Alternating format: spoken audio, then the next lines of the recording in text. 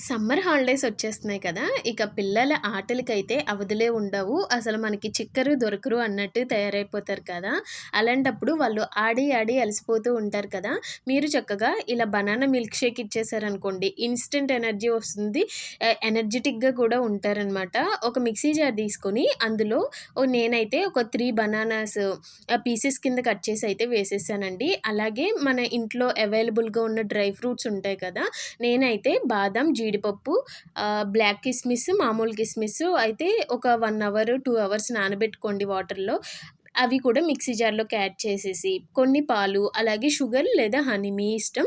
అవి యాడ్ చేసి చక్కగా బ్లెండ్ చేసేసారంటే మన బనానా మిల్క్ షేక్ అయితే రెడీ అయిపోతుంది. చాలా టేస్టీగా ఉంటుందండి. పిల్లలకి ఇలాంటివంటే అసలు నచ్చకుండా ఉంటాయా?